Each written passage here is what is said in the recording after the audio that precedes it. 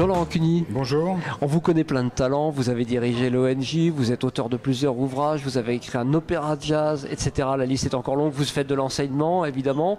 Votre dernier disque date de 2010 je crois. C'était l'opéra jazz, la tectonique des Voilà, et ça fait longtemps quand même qu'on vous a pas vu sortir quelque chose. J'imagine que vous n'êtes pas resté sans rien faire. Qu'est-ce que vous nous préparez? Non, c'est vrai que j'ai consacré les 10 dernières années beaucoup à l'enseignement à l'université, qui m'a occupé complètement. Donc j'ai aussi écrit des livres, j'ai écrit un livre sur l'analyse du jazz.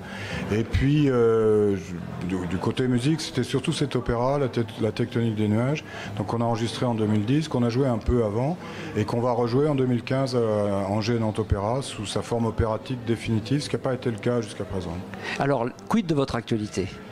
Donc il y a cet opéra dont je viens de vous parler, voilà. Et puis ma grande affaire actuellement c'est le Gil Evans Paris Workshop, c'est-à-dire que je remonte à un big band, ce que j'ai pas fait depuis une dizaine d'années, qui est consacré à la musique de Gil Evans et à la mienne.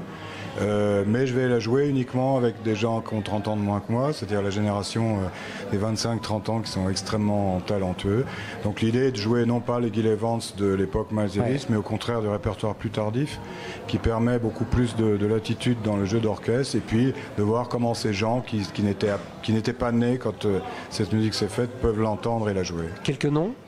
Oui, il y a Gauthier Garrigue à la batterie, Joachim Gauvin, et puis Anthony Triangle, Quentin Gomari et tous les autres, Bastien Balaz au trombone. Oui, je vois du beau linge, comme on dit. Ouais. Vous me parliez avant le début de cette interview aussi d'un nouvel ouvrage en cours Oui, en je chantier. suis lancé dans un grand projet très long terme qui est une histoire du jazz en France. Wow. Et je sors le premier volume qui va seulement jusqu'à 1929, c'est-à-dire les tout débuts. Et il sera suivi, si Dieu me prête vie, de encore 3 volumes pour aller jusqu'à 1990. Quel éditeur? Donc, le premier chez Outre Mesure. Ouais, voilà, d'accord. Voilà. Très bien. Et d'autres après? Deux, trois autres à venir?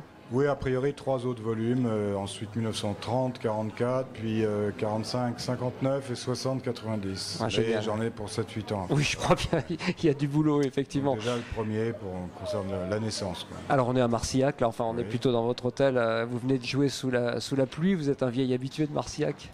Oui, ça fait 7-8 ans que je viens régulièrement pour faire... Je fais partie de l'équipe des intervenants du stage de Marcillac, qui est dirigé par Éric Barret, et donc... c'est un grand plaisir de se retrouver chaque année ici pour donc s'occuper des stagiaires et puis le soir voir tous ces concerts et donc jouer aussi avec des formules tout à fait improvisées et provisoires. Donc là on a fait un trio avec Jean-Philippe Viret et Christian Salut qui sont eux-mêmes intervenants. Et puis voilà, on a joué 4 fois et maintenant c'est terminé. Donc on passe à autre chose. Merci à vous, bon festival. Merci bien, merci.